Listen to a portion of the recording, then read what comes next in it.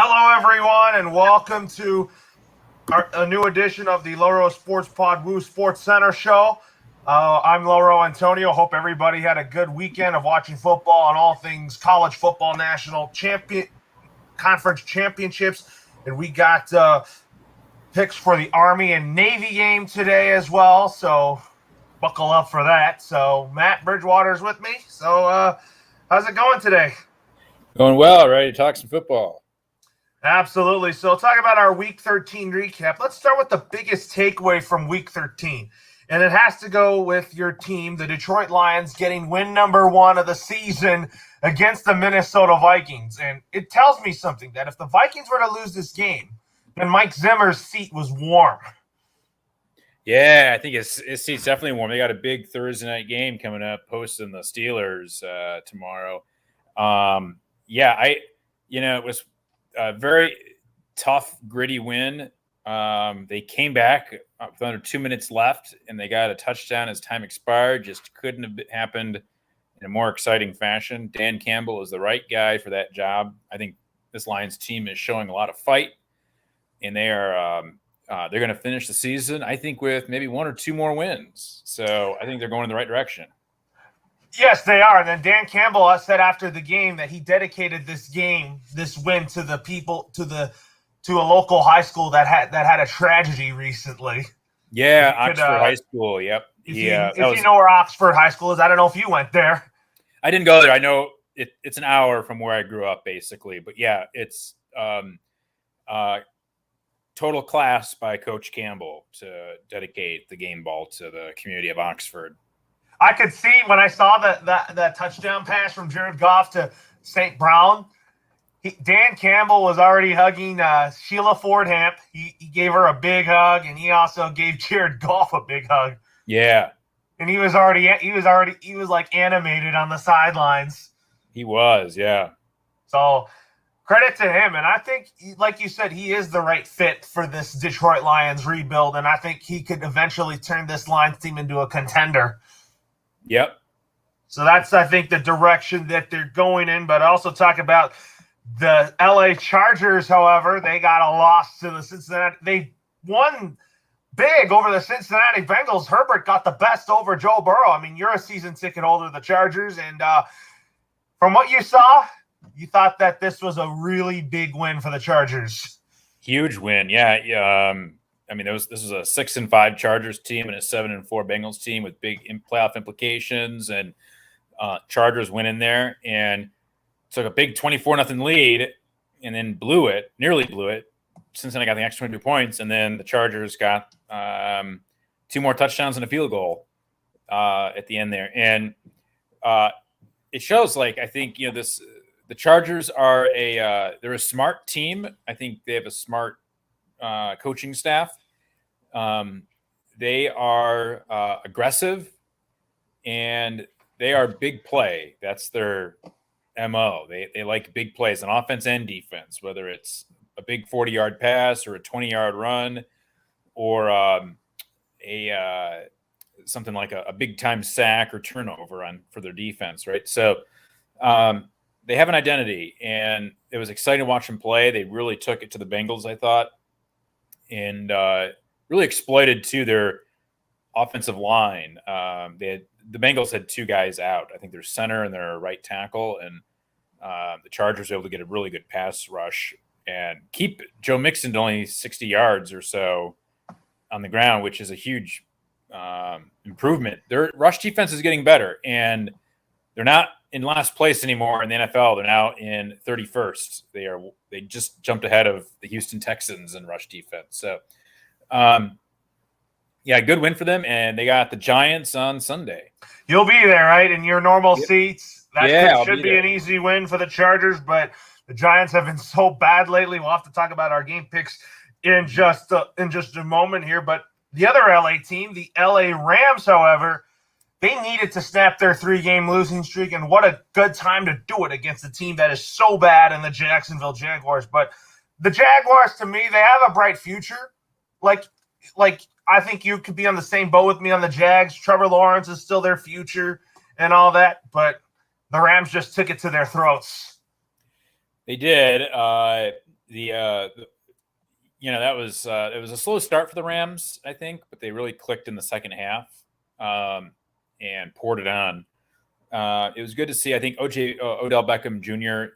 is getting he's starting to click a little bit more with Stafford.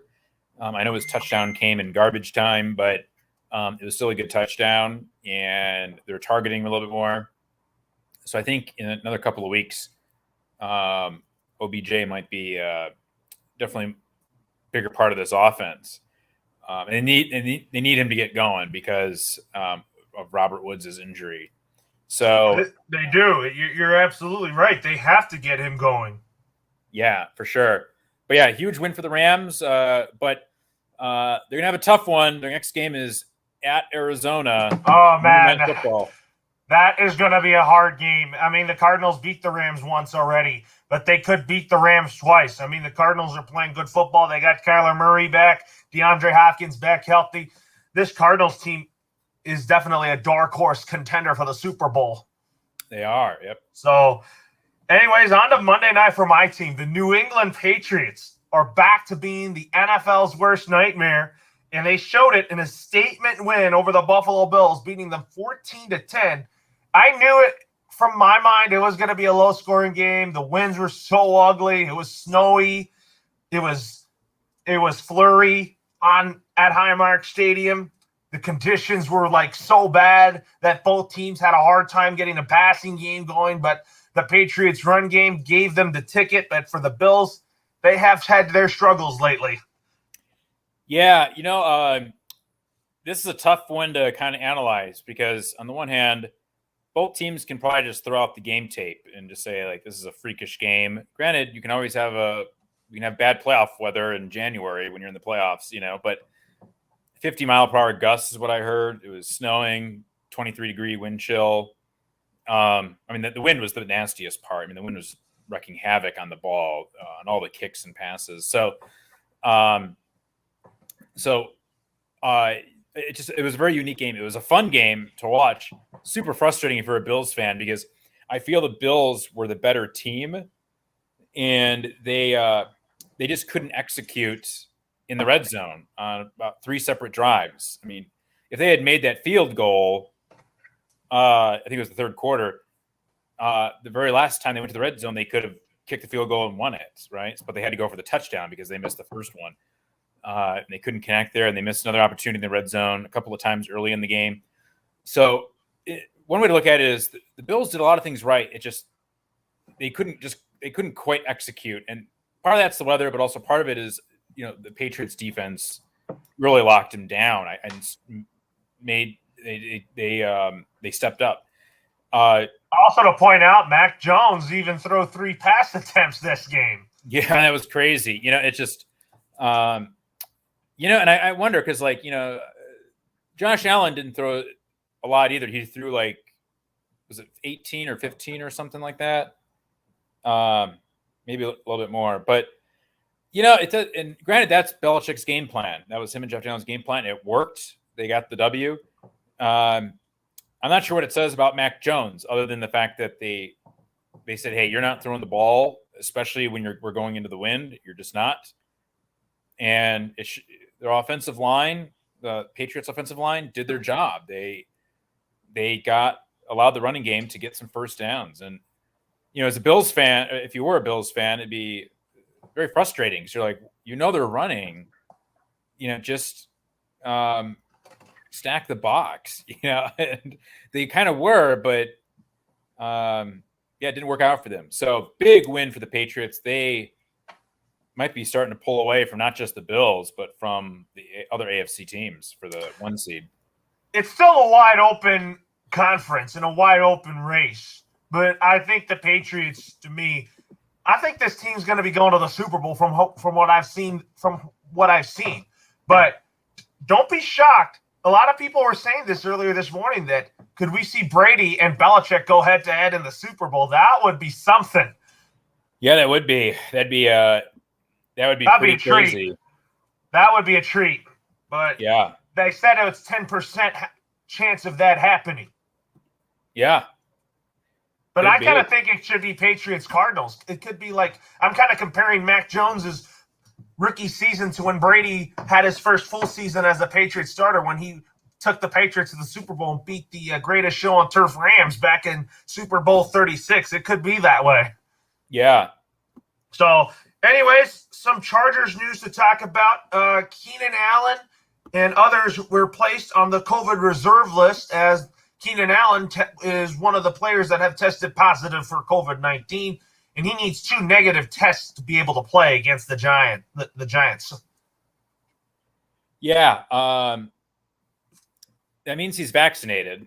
So we'll see what happens with that. But yeah, he could be a big miss, but don't know if it'll affect him too much. All right, so time for some Week 14 picks. We got some really good games coming up, and tomorrow the Steelers and the Vikings go head-to-head, and both teams are still pretty much alive in the playoff mix, but one of these teams is going to make their chances of making it to the playoffs even better after tomorrow's game. So as much as I hate to say this, I'm picking the Steelers to win this game. I just think that the Vikings are lost.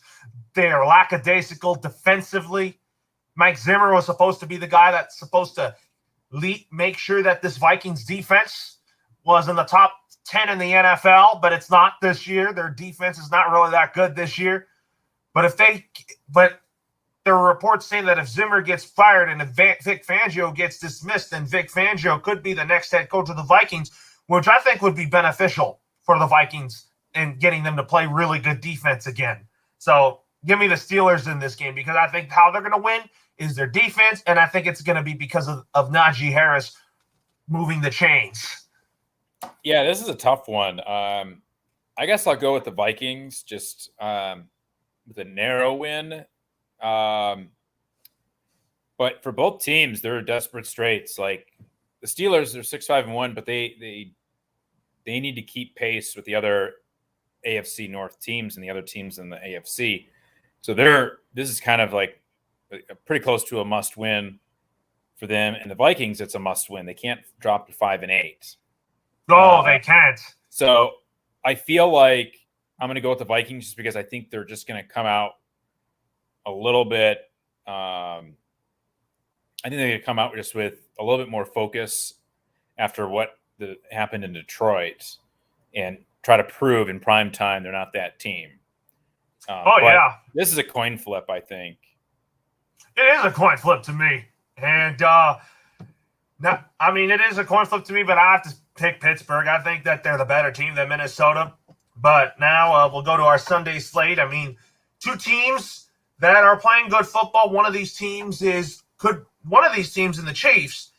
I think from how they're playing, I think they're going to win the AFC West again, which I think everybody thought that they weren't, but they're playing good football at the right time. Their defense has really stepped up at the right time. They're 8-4 right now. The Raiders, however, since the Gruden and Ruggs situation, they have not been the exact same team, even though they're 6-6. I was kind of thinking that the Raiders would just continue to win ball games, but this is a must-win for the Raiders as well. But I have to go with the Chiefs in this game just because I think that the Chiefs are just the better team in this division still. Yeah, I have to go with the Chiefs too. Like, granted, Mahomes is not clicking with the offense. Like, he's gone 2 straight games without a touchdown, passing touchdown, and their offense doesn't look to be getting any better, and they should be better. But their defense is just playing lights out, and I think that's going to carry them, like you said, to the division title, and it's going to carry them to victory over the Raiders on Sunday. Yeah, it is. And for the Raiders, do you think they still have a chance to make the playoffs? Well, they technically do, but in reality, I don't think they are. I mean, assuming they lose to the Chiefs, they'll be 6-7.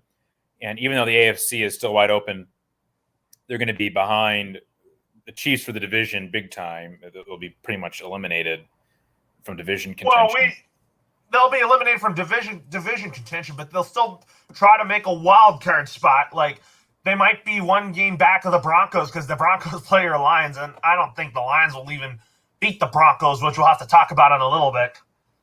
Yeah, that's just Yeah, I mean, the Raiders, they can make a move, but the AFC is so jam-packed, and I think the Raiders are deeply flawed. They're on Thanksgiving, they came out and they punched the Cowboys in the mouth. That's a great win, but they couldn't follow it up, and they lost a winnable game at home to Washington, and I think that kind of hurts them. Yeah, it really hurt them. Yeah, now they got at Kansas City. That's just they'll at that point, if they lose to Kansas City, they'll have gone 1-5 in their last 6 games. That's brutal. That is brutal.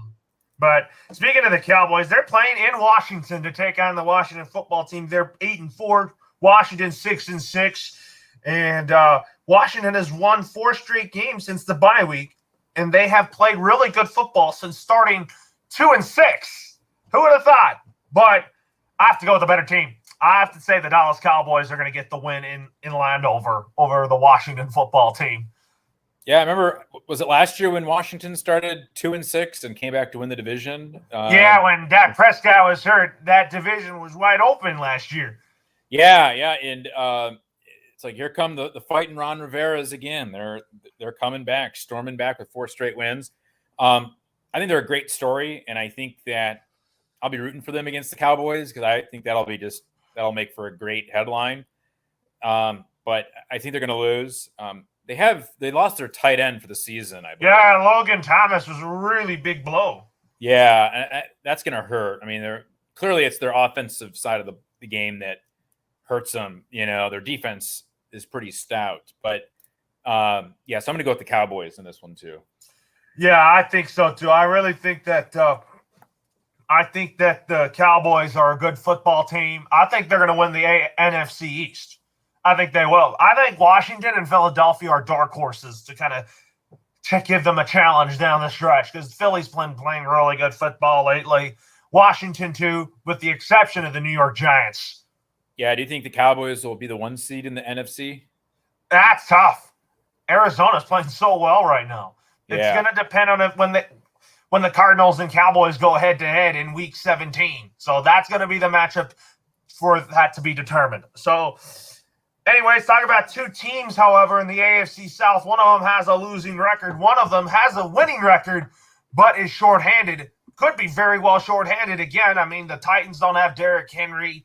They don't have Julio Jones. They might not get A.J. Brown in time for this game, but assuming if they do, I could see the Titans having a chance beating this Jacksonville team. But regardless, I kind of think that Tennessee is going to still win this game, but probably not going to be a blowout. But if it were Derrick Henry out on the field, then I would have said, I would have given them a really good chance. So I still want Tennessee, but it's not going to be a blowout. Yeah, I think Tennessee will get the win. When does Derrick Henry come back? Do they know? Probably if the Titans make the playoffs. Okay. Yeah, this Titans will be an interesting story going to the playoffs, assuming they have Derrick Henry, because they might be able to get a couple of wins in the AFC if they do that. But I think Titans will win this game. Jacksonville is just 2-10. I mean, something's got to change with Jacksonville next year. Yeah.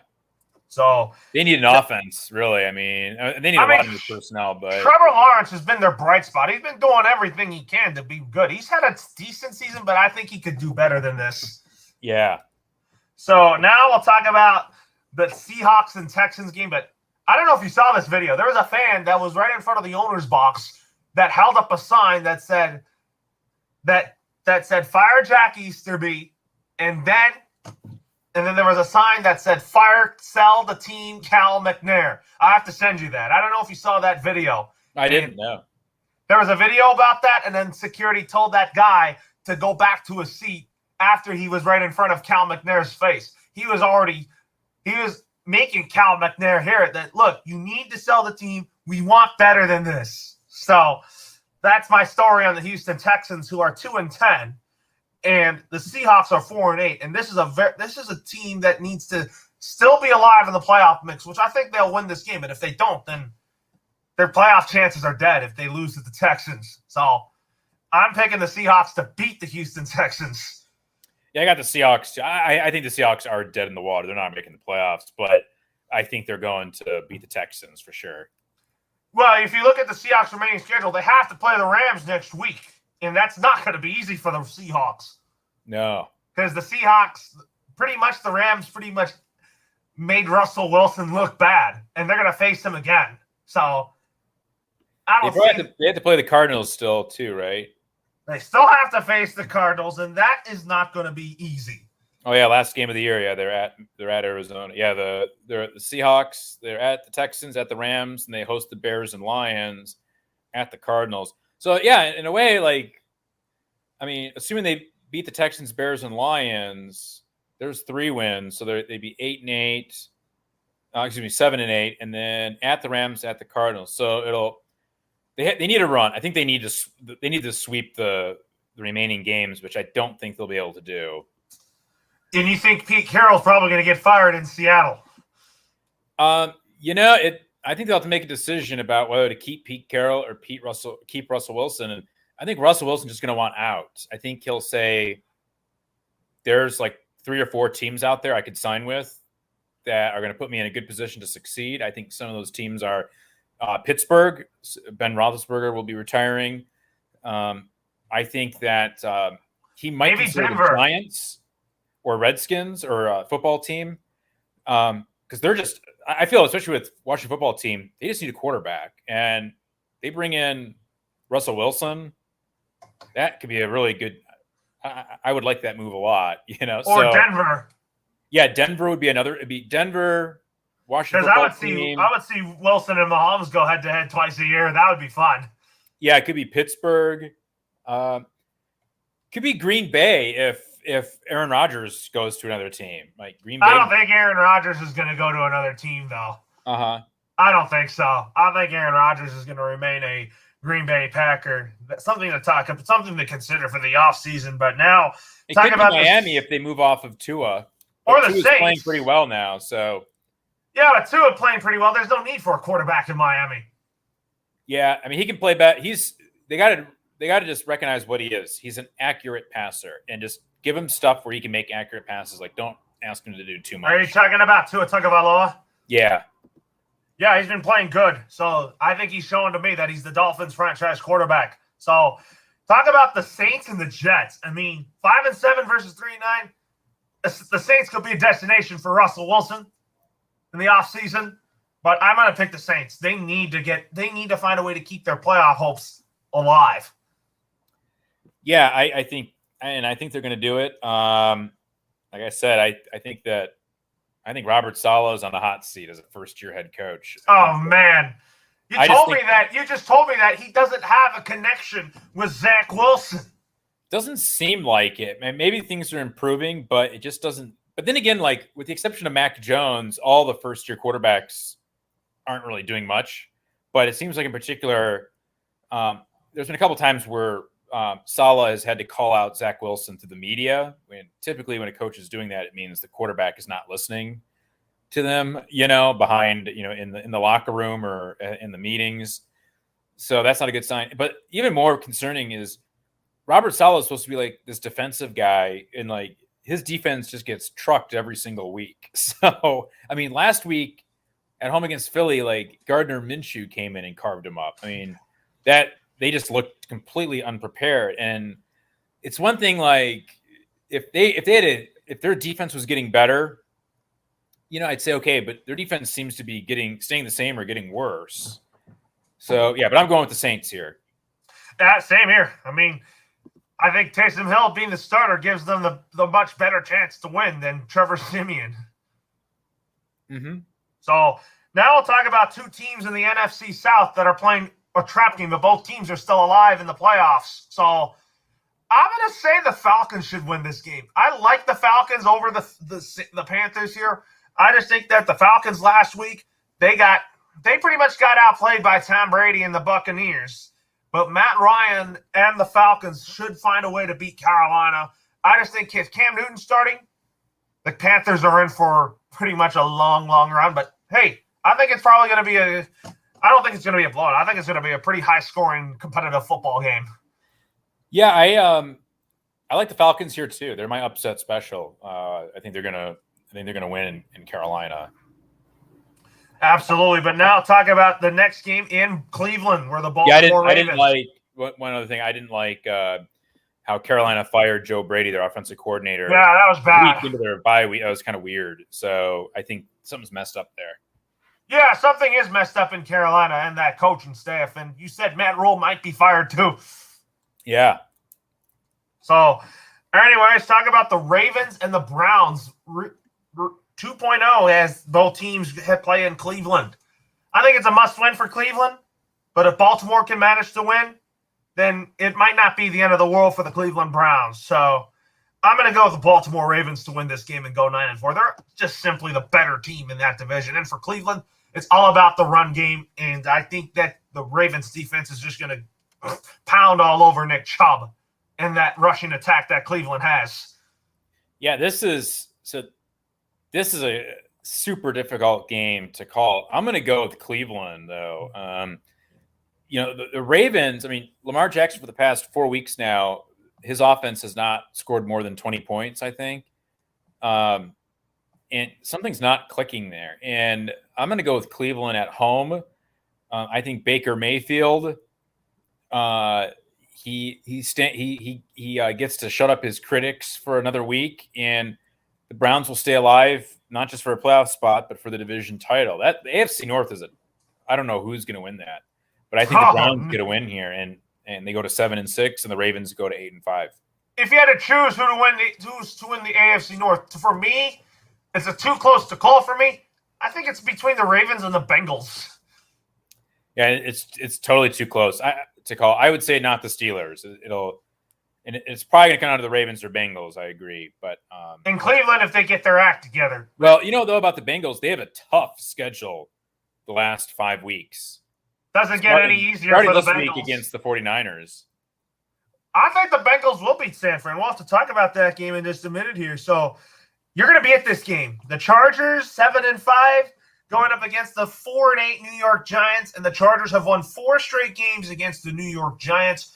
I'm saying the Chargers in a blowout. I think that the Giants are having quarterback issues. Daniel Jones is hurt. Mike Glennon has a concussion, and then they're starting pretty much a rookie in Jake Fromm. Yeah, who they just signed off the Buffalo Bills practice squad. So if they start Jake Fromm, this could be a disaster for the Giants and a big win. It is going to be a big disaster for the Giants. Yeah, so we'll see.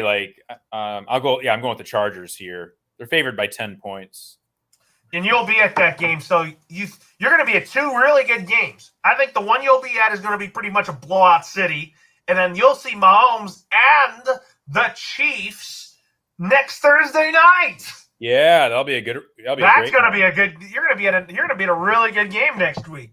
Yeah. But we're going to have to talk about this next Monday. Will the Chargers sweep the Chiefs in the season series, because the Chargers beat the Chiefs back in week 3 of the season?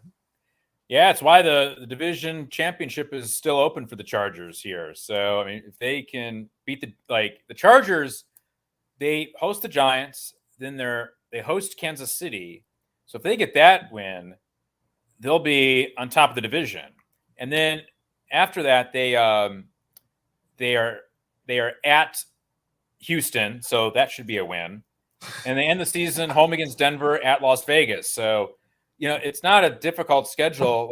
2 of the 5 games, they should have big wins. And then the other 3 are divisional games that, they can really separate themselves from the other teams in the division. Oh, yeah, absolutely. 2 of those games are at home, so that's good for them. Yeah, I mean, for the Broncos beat the Chargers the last time. But speaking of the Broncos, they're taking on your 1-10-1 Detroit Lions. Teddy Bridgewater versus Jared Goff. I mean, I told you so many times about Teddy Bridgewater. People may think, oh, he's your brother or something because he has the same last name as you. Mm-hmm. But Teddy Bridgewater, I was kind of thinking that this is his best shot to be a franchise quarterback.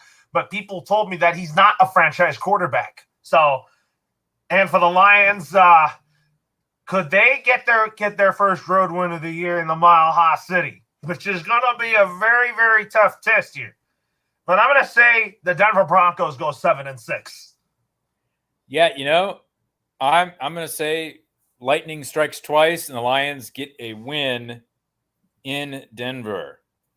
And why do you think they'll get a win in Denver? So I'll say this, I like Vic Fangio. I think the Broncos should keep him. I don't think they should fire him. But his defense is super stout. Like, they make you fight for every yard out there. But their offense is like the Lions. It's not that good. It's a little bit better than the Lions. And I feel like the Lions can maybe do enough on defense to slow things down, and it's going to be a low-scoring game that'll come down to maybe another final play again. It might. I mean, it's because of how well this Lions team has been playing in close games all season long. And it's because of Dan Campbell's change of approach in this Lions team. You remember in his first press conference, he says that be ready to play football and smash the opponent in your throat. Yeah. That's kind of his motto. Remember when the Lions have officially been eliminated from the playoffs, and he said something like, we've experienced as a team a lot of pain this season. He's like, now it's time to bring pain to all these other teams that are fighting for playoff spots. So they're going to be motivated. They did to the Vikings last week. They brought a lot of pain to the Vikings, and they might bring a lot of pain to the Broncos this week. Yeah, they're eliminated from the playoffs, but they can still spoil teams' chances. Like, for example, I don't think they're going to beat Green Bay. Right. Yeah, you lost to Green Bay on Monday night, and then the Packers are going to be playing in Ford Field in a couple of weeks from now. So now talking about the Bills and the Buccaneers, talking about Tom Brady having the Bills number since his New England days. So I'm going to stick to that, and I'm going to stick to Brady beating the Bills. Yeah, I'm going to go with the Buccaneers as well. Bills are going to come out. This game, I think, is going to be very close. But I think the Bucs they're clicking a little bit more than the Bills are at this point. So I'm going to go with the Buccaneers. Yeah, I think Tampa Bay is going to get a big win here. I think that Tampa Bay is playing good football. Their defense was kind of had a bad stretch, but their defense is starting to be like the defense that we love and all that, you know. So that's why I think that the Buccaneers are going to get a victory here. So, anyways, now we'll talk about the 49ers taking on the Bengals. So talk about the Niners being 12-4 against Cincy. These two teams have met in the Super Bowl. But for the Bengals, it's about trying to keep pace with these teams here.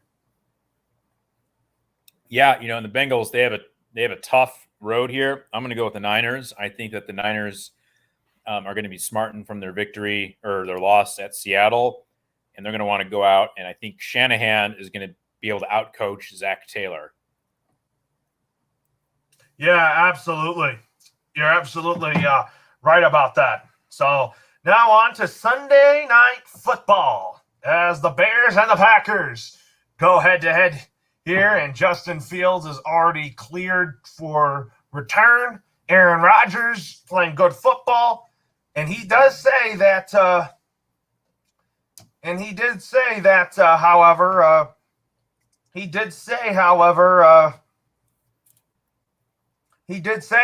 that he still owns the Chicago Bears. So I'm gonna stick with the Green Bay Packers here. Yeah, I'm going with Green Bay too. In fact, they're my lock of the week. Absolutely. But now here's the big game on Monday Night Football. So I'm going to go with the Arizona Cardinals to get a win. Yeah, I'm going to go with the Rams in an upset here, and I don't know why. The Cardinals, they've been humming along. They're undefeated on the road. They've won every road game by double digits. But this is a home game, and they've had a couple of stinkers at home against the Panthers and the Packers. So maybe that's why I'm going to go with the Rams here. And I think the Rams tighten up the division. So I'm going to go with, I think McVay and the Rams, they pull it together and they eke out a win. But this is a flip 'em. I don't know. Maybe the Cardinals should be favored even. Yeah, absolutely. I mean, I think the Rams should win this game. I think this is going to be a huge game for the Rams here. Yeah. So, anyways, let's talk about some baseball here. So, we got two managerial candidates that are two teams that are looking for new managers during the lockout, and the Oakland A's are one of them. And they've interviewed one of their candidates yesterday, and that is Mark Kotsay, a former player for the A's. I don't know if you saw him play when he was playing, and Mark Kotsay, I think he would be the right fit for this A's team right here. Uh-huh. Probably, I think he'd be a good fit. Yeah. So that's why I think that's what I think here. So I think Mark Kotsay. That's why I think Mark Kotsay. That's why I think Mark Kotsay will get the job. Okay. And then talk about the Mets here: Buck Showalter or Brad Ausmus as their next manager. Buck Showalter. Yeah, I think the Mets don't want to make that same mistake again in hiring a first-year manager, a manager that doesn't have experience. Yeah. So that's why I'm going to go with Buck Showalter. Uh-huh. And then we'll talk about some NBA. So the Lakers, however, they got a big win over the Boston Celtics yesterday. Yeah, what'd you think of that? I thought it was big for the Lakers here. Uh-huh. Do you think Anthony Davis needs to play better? Yes, I think Anthony Davis needs to play better. I mean, he does. I mean, the Lakers, however, I think they're on the right track, but I think that with this win, it tells me that they need to start stringing some wins together. Uh-huh. They do. So, anyways, tell me your what is the Detroit Pistons progress here? Well, they're still struggling. They're 4-19, but they host the Wizards tonight at 4 p.m. at Little Caesars Arena. Cade Cunningham, he keeps on looking better and better. Jeremy Grant always looks really good. I'm worried about Killian Hayes. Hopefully he can start showing off what he can do a little more. But yeah, they host the Wizards, who are surprisingly good this season. Yeah, I mean, they have been surprisingly good, that's for sure. So, anyways, now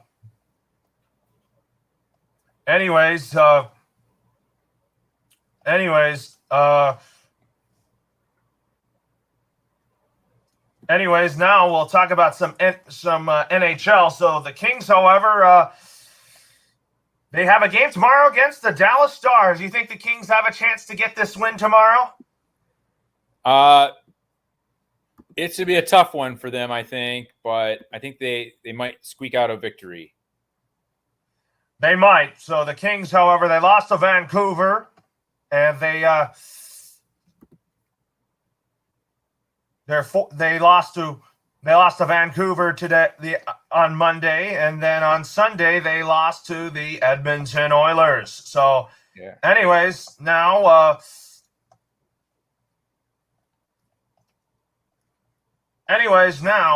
we'll talk about the Red Wings. So the Red Wings have do they have a game today too? They have a game actually tomorrow. Tomorrow, yep, at St. Louis. That might be and you said this Red Wings team has shown a lot of improvement. They have. They're an exciting team. They laid an egg yesterday. They lost 5-2 at home to Nashville. But, they're a young team. And so young teams, what's going to happen? They're going to look really impressive some nights. They're going to look great. And then they're going to get beat up pretty bad on some other nights. Like what the hell happened? But they're going to they might be a borderline playoff team. And it goes to show, like, I'll tell you, people wanted Jeff Blashill, the coach of the Red Wings, to be fired, over the past couple of years. And it shows that patience pays off. Blashill, he's good with working with younger guys. He's had a crap roster for the last 4 or 5 years. There's nothing he can do about it. There's no coach in the world could do anything with that roster. And so he's doing really well this season. I'm happy for the guy. He's earned it. He certainly has earned it here. So, anyways, now let's go to college football. So, talk about our college football playoff picks coming up here. So, we'll talk about first Alabama versus Cincinnati. Who do you like winning in that college football playoff round here? Alabama. I'll take them big. I think I think it might be a close game. I was told Cincinnati is really, really good, but Alabama could definitely turn. Alabama could play some really good football here, you know? Yeah. And then talk about Michigan versus Georgia. I'm gonna go with Michigan. I'm going with Georgia too. I want a rematch with Alabama and Georgia. Yeah, I think I'm going with Michigan because I don't want a rematch. I want to see Harbaugh versus Saban. But Georgia, they looked kind of bad against Alabama, and I think that if they meet again, I don't think Kirby Smart's going to be able to change the narrative or the story there. So, and Harbaugh, Michigan, I think is better than what people think. I could see them beating Georgia, but I would still expect they lose to Alabama in the title game. And then also talk about your reaction to Miami firing Manny Diaz, and then they stunningly steal Mario Cristobal from Oregon. Yeah, I think it's a good move by Miami. Mario Cristobal is a Hurricane. He played with the team back, I think, 89 to 92. He knows Miami very well. I think it's a good move for him personally. I think he likes South Florida, wants to be there. He had a great press conference, I thought. I saw some highlights from his press conference. I think Miami fans, things are looking up and up. And then talk about Oklahoma hiring Clemson defensive coordinator Brett Venables as their new head coach. Yeah, I guess what else could they have done? I mean, Venables used to coach at Oklahoma, so he seemed to be open to coming back to being head coach there. He's no Lincoln Riley. He's a defensive-minded coach. It'll be tough for Oklahoma, I think, in the SEC. I think that's part of the reason why Lincoln Riley wanted out. I don't think. Yeah, and then before we make our Heisman Trophy picks, who's your pick to win this Saturday's Army and Navy game? So I'm going to go with Navy.